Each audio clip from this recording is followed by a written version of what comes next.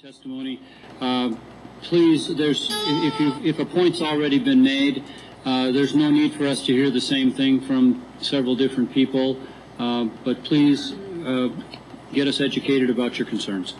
So, at this time, I would ask those individuals who wish to speak in favor of the proposed motor vehicle noise ordinance to please approach the lectern.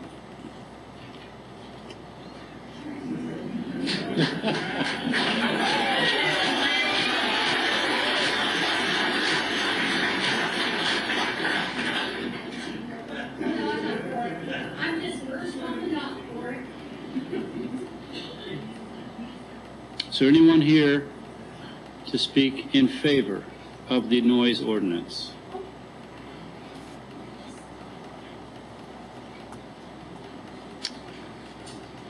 One brave soul. My name is Tyler Roberts. I live at 1066 Lakeview Lane. I don't live in the city of Casper, but I enjoy coming through. And my bike is loud. And I don't care. And I have two things other than that to say. The first one is a question. I don't need an answer. It is, who does my family get to sue when I die because somebody can't hear me and can't see me? And secondly, make all the laws you want and watch our freedoms just dissipate. Thank you. Good evening. My name is Hank Estebeau. I live at 2816 Cherokee Lane. I do ride a motorcycle. I have 3 of them, all 3 of which have modified exhaust. They all have mufflers, but they all have modified exhaust. I also drive a diesel pickup. It's also got modified exhaust. It is mostly for the performance, not necessarily for the noise. The noise helps sometimes with saving my life around people who are not paying attention. But my issue here more than anything is we have laws on the books throughout the entire state, all of our community, governing stuff that regards safety, and it's not being enforced. Texting and driving, drinking and driving, speeding, cutting people off, running stoplights, running stop signs. Y'all can't enforce the laws that are out there to save lives. What makes you think you can put into effect a law that is purely a nuisance ordinance, and enforce it? Every day I see people texting and driving. I can't always report it because I'm on my bike. It's a little tough for the dispatchers to hear me on my Bluetooth, which is the only way I communicate while I'm driving. And I do not text and drive. I'm dead set against it.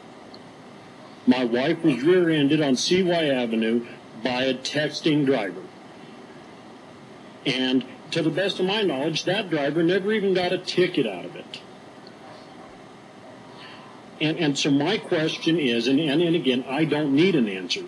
What makes you think that law enforcement can handle enforcing a nuisance ordinance when there's obviously not enough law enforcement to enforce the safety ordinances? Very big issue. And I do not wish for anybody to think that I do not stand behind every branch of law enforcement. I try to drive the speed limit because I don't want a confrontation with law enforcement. They're busy enough. But it's really tough for me to drive the speed limit when people are tailgating me, passing me illegally where there is not a passing zone, cutting me off. It's difficult for me to abide by the laws that specifically are there to promote safety when people are trying to run me over. And it doesn't matter if I'm on one of my bikes or if I'm in my truck or my wife's car, which is not noisy. People are forever tailgating me, passing me illegally, and quite frankly, law enforcement is obviously overwhelmed by the safety issues, so much so that they can't enforce all of them. So the only thing I have to say is, rather than try and do something bogus like a nuisance ordinance, try to enforce the laws that matter, that will save people's lives. Thank you. Good evening. Good evening. Thank you, Council. My name is Chad Steiner. I live at 721 St. John in Casper, Wyoming. I don't want to touch on a lot of the subjects that everybody here is for. I think we're beating an issue into the ground. I have some questions, however, being that I am not from Wyoming, I am from a bigger city. When these people do these researches, and you say you look at other cities and courts, what cities and courts are you looking at to get this information for decibel laws? Sir, that's what I want to know. Just give us your comments, if you would. Well, that's my comment. I want to know where the city gets the information from. Are they calling California to get decibel meter laws? Where are they getting this? This is Casper, Wyoming. We're not in California. What cities, what counties are you looking at? We're trying to ban bikes at this point. And it refers to, we're not supposed to do burnouts. Well, that's already what we call careless driving, or reckless endangerment, or excessive speed. Why is that tied up into a noise ordinance law? What does that excessive acceleration have to do with a noise law? And it seems to me that when this gentleman here was speaking about this noise law, that everything was a jab at motorcycles. Everything. It's not about diesels. It's not about cars. It's about motorcycles. You did your research at the AMA. Have you contacted any diesel organizations or car organizations to get rules and stipulations for this noise ordinance that you're wrapping in one general package? I don't think that that's a fair standard. And that's what it's all about. This pipe down thing. It sounds like a fantastic deal. And I have enough respect that I'm old enough that I don't go speeding by this lovely lady's house, because it's rude. It's disrespectful. If there's people are doing that, they need to get pulled over for doing whatever it is that they're doing. It doesn't need to generalize a category of diesel people, car people, motorcycle people. We're categorizing. And that's racism. Period. And that's it. That's what it is. I've ridden crotch rockets. I've ridden Harleys. I drive Hondas. I have a loud motorcycle for one purpose only. I hate that it's loud. I can't stand it because it drives me bananas when I get off of it. But I have a loud motorcycle so that those people don't run me over, because I want to go home and see my kids at the end of the night.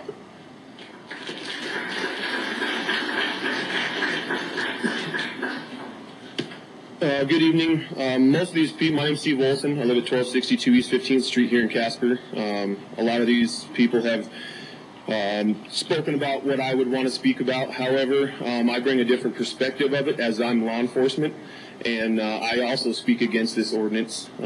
There's plenty of laws on the books that we don't need another ordinance to try to have. I work for the city of Casper, but these guys are way overbooked, they're way overcalled, and then to put this on them is just, now they're going to get yelled at why they're not enforcing yet another ordinance that they don't have the time to go deal with. They do their best to get out on 2nd Street and deal with the racers, because that's what most of this is.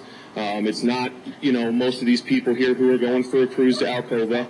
It's not my dentist who's here, who's taking his 442 out for a cruise with the top down. It has nothing to do with that stuff. It has to do with the young people or even older people who are not respecting the current laws that we have on the books. Nothing in this ordinance is not covered under state statute, period.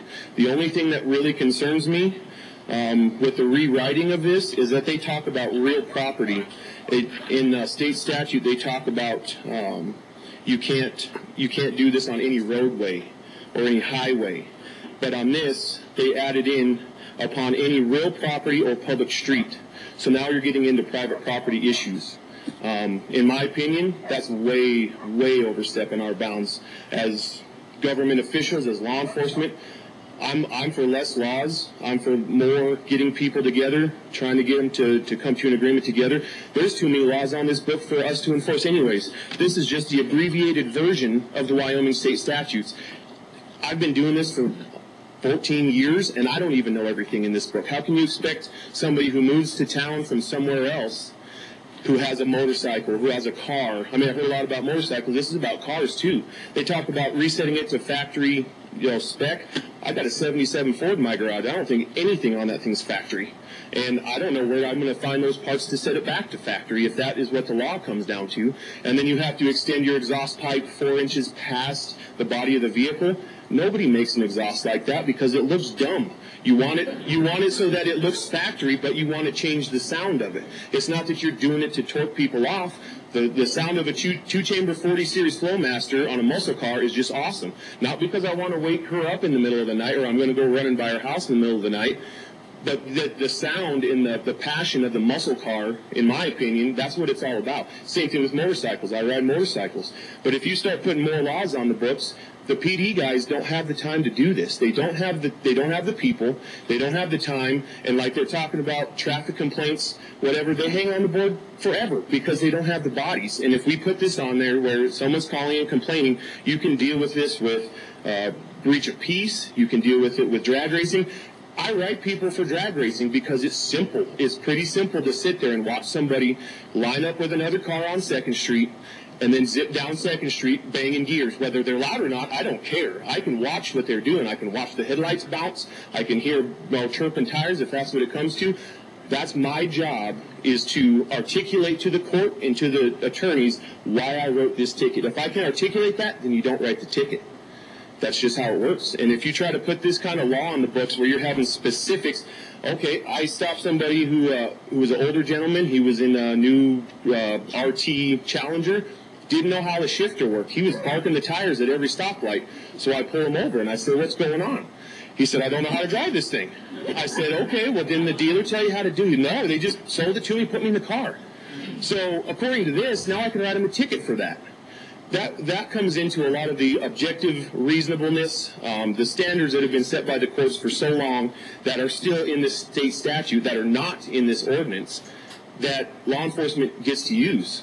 That being there and helping somebody over, trying to tag them because their pipes are too loud. I guarantee you pass this ordinance, I don't work for the city, but if I did, I'd never write anybody for this ever, because it's too involved in trying to figure out, well, did he park his tire or was that the guy next to him? And then was he going too fast? I just look at the state statute and say, this is exactly what he did. I can articulate this in court, so I write the ticket. If I can't, I leave him alone.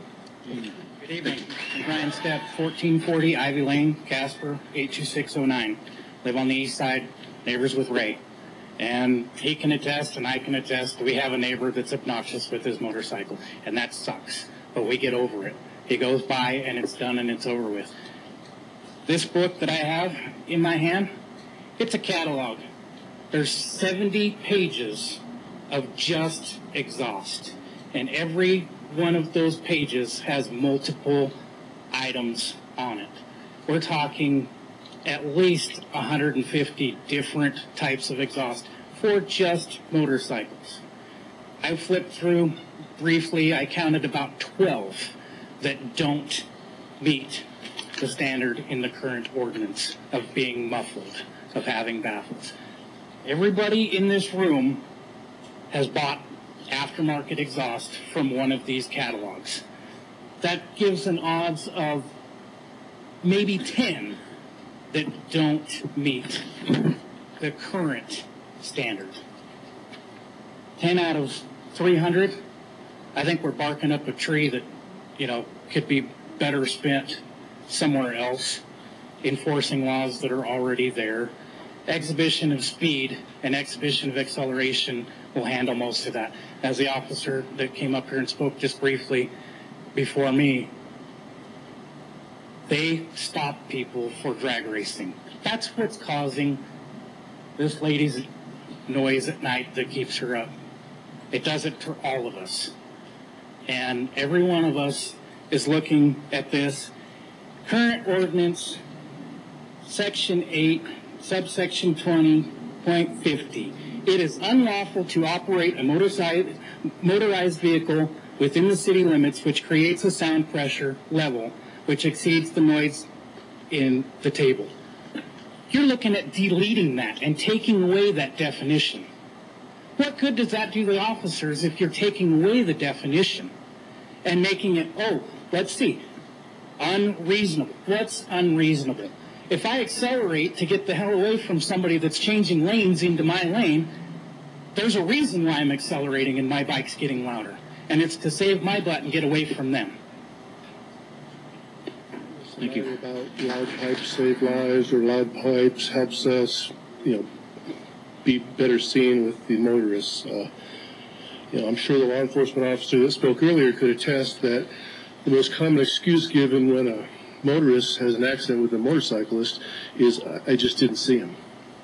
I've been involved in 2 motorcycle accidents myself. I've been riding for 36 years, and both of those accidents, the driver said, I just didn't see him.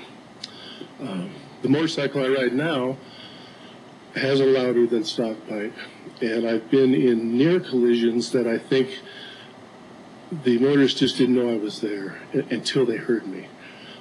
Most commonly, if you're riding on CY or 2nd Street or 1st Street, where there's 2 lanes going the same way, if you're coming up on a motorist, it's hard to see a car in your blind spot, much less a motorcycle. But if they can hear you, then maybe you have a better chance that you're going to be noticed. I appreciate the work that Mr. Patterson and Mr. Lubin have done on this, and I understand that the reason we're here is that you guys have had complaints about noise. I appreciate that. But it sounds like from the wording that Mr. Lubin spoke about earlier, it sounds like it could be better addressed with an exhibition driving or exhibition of acceleration and not necessarily the noise part of it. I've been cited in Casper for exhibition driving, or exhibition of acceleration, and I deserved it, and it was in a Corvette, not a motorcycle. So, it's easy to say loud pipe saves lives. The popular show Mythbusters did an episode trying to disprove the myth that loud pipes save lives, and they could not disprove that myth. Brian Lowe's is a chief instructor at Radcliffe at Roadcraft, which is an advanced riding academy that specializes in collision avoidance. And the chief instructor there agrees loud pipes help motorists notice motorcycles beside or around them. So I think there is something to the loud pipe saves lives comment. It's not just that we like to hear our motorcycles. There was just 1 million people in Sturgis a few weeks ago, a town of 7,000 people. Sturgis does not have a motor vehicle noise ordinance, and neither does the state of South Dakota.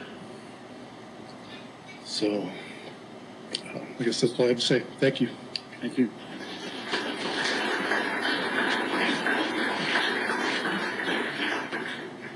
Good evening. Good evening. My name is Jason Triplett. I live at 5491 West Yellowstone. I have bikes, loud and quiet. I have hot rods, loud and quiet. I have a diesel truck that's loud, and the only reason that it's all tuned up is for strictly towing. That's the only reason it is. That's it, to tow my race car to the track. I have street cars that are very fast. I have drag cars that are very fast. I have one in particular that has strictly open headers. It's pretty loud. One would think. My street car is louder. That has full exhaust on it. So the drag racing in town, what everybody is failing to realize is, why should everybody pay for the very few that are being stupid? And that's what it is. If they're down here on 2nd Street or in a public residence, drag racing, one, it's ignorant. There's little kids around. You don't want to do something like that where you cannot shut that high-powered car down. There's no possible way. You're going to hurt somebody. So go somewhere else, out of the city limits. Go to the drag strip. Get it out of your system. There's also a law, I don't know the number of it or anything else, but I found it, me and a friend of mine, on the internet that says that the county or the police or whatnot can shut a road down for an event, such as drag racing. To shut the road down, close it off. Let them do their little drag racing, get it out of their system, go about their day. Yeah, I think if somebody addressed that and looked at that, you guys should be able to find it. I did. Let them go up there, drag race, get it out of their system. It's a street race. Do the safety thing just like a track. End of story. They'll quit drag racing down here. Thanks. Thank you.